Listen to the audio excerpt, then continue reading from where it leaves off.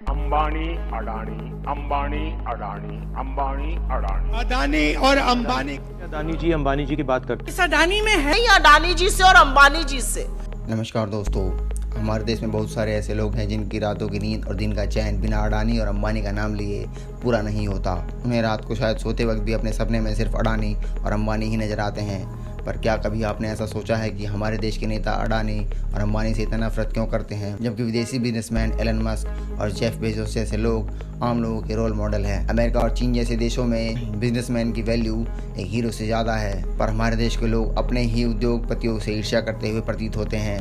आगे हम इस विषय पर डिटेल में चर्चा करेंगे और आपको इसका वास्तविक कारण भी बताएंगे। पर फिलहाल जले पर नमक जैसे प्रतीत होती एक खबर आई है, जिसके बाद हमारे ही देश के कुछ लोगों के जलन सातवें आसमान पर है। उन लोगों को ये समझ में नहीं आ रहा कि करे तो करे क्या और बोले तो बोले क्या। दरअसल हुआ ये कि पिछले ही दिनों एक रिपोर्ट पब्लिश हुई जिसमें भारत के सबसे अमीर आदमी की लिस्ट में अडानी का नाम सबसे ऊपर आ गया है और इस खबर के साथ ही बरनौल के स्टॉक्स नई ऊंचाई पर पहुंच गए हैं। इस खबर के आने के बाद से ही कुछ लोगों ने अपने वैचारिक चूड़ियां तोड़ दी है और आंखों से आंसू की जगह झरना बहना शुरू हो गया है। पर हमारे देश के कुछ लोग, खासकर नेता, अपनी राजनीति के कारण देश के उद्योगपतियों से नाराज क्यों रहते हैं और उनकी ऐसी कौन सी मजबूरी है जो नफरत का कारण भी खुलकर नहीं बता पाते। अमेरिका और चीन दोनों ही देश भारत से अमीर है, ये बात तो हर कोई जानता है, पर वो अमीर क्यों है इस बात पे चर्चा करना भी आवश्यक है।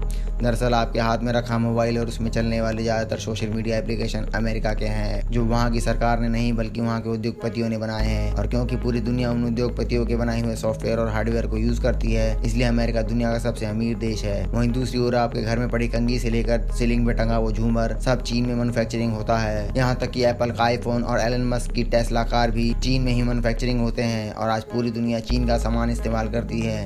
बेशक वो चले या ना चले, सस्ते दाम और बेहतर फिनिशिंग के कारण चीन का सामान पूरी दुनिया में इस्तेमाल होता है और वो देश अमीर बनता चला जा रहा है। अब ये दोनों ही देश साइकोलॉजिकल प्रेशर बनाने के लिए पूरी दुनिया में फंडिंग करते हैं ताकि बाकी पूरी दुनिया के लोग अपने अपने बिजनेसमैन के बारे में नफरत का माहौल बना के रखें और चीन और अमेरिका जैसे देश माला माल होते रहें। अब मेरा सवाल उन नेताओं से है जो अक्सर अपने ही देश के उद्योगपतियों के बारे में बुरा भला कहते हैं। गूगल कीजिए कि रिलायंस ग्रुप ऑफ कंपनी में कितने लोग काम करते हैं, वहीं अडानी और पतंजलि में कितने लोग काम करते हैं। ये भी अभी सिर्फ 3 कंपनियों का ही नाम लेंगे क्योंकि फिलहाल यही तीनों कंपनी मूर्खों के सबसे ज्यादा निशाने पर रहती है। कुछ वर्षों पहले ऐसे ही नफरत टाटा और बिरला जैसी कंपनियों के साथ भी दिखाई देती थी। जब आप इन तीनों कंपनियों को टोटल करेंगे तो आपको टोटल नंबर मिलेगा 4.5 लाख। अब जो टोटल एम्प्लॉय है उनको 5 से गुणा कीजिए क्योंकि हर एम्प्लॉय के परिवार में 5 से 6 लोग तो होते ही हैं। अब आपके पास जो नंबर है वो है 22.5 लाख। ये 22.5 लाख लोग पूर्णतः खान पान और लाइफस्टाइल के लिए अडानी और अंबानी जैसी कंपनियों पर निर्भर हैं। सोचिए, इन्हीं के जैसे देश में अगर 1500 कंपनी और हो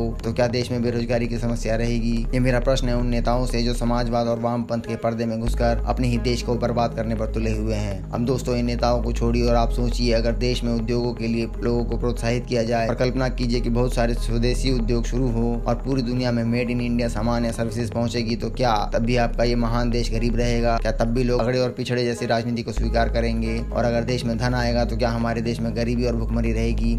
इसका जवाब आप कमेंट में अवश्य दीजिए। अगर इस देश से गरीबी खत्म हो गई तो समझो इन नेताओं का सबसे बड़ा मुद्दा ही खत्म हो जाएगा। जब लोग साक्षर होने लगेंगे तो इन नेताओं को समाज को तोड़कर या समाज में फूट डालकर एक दूसरे का कट्टर दुश्मन बनाने का प्रोपेगेंडा भी खत्म हो जाएगा। अगर प्रोपेगेंडा खत्म तो इनकी राजनीति भी खत्म। So before you won't for these goons, think twice. Thank you.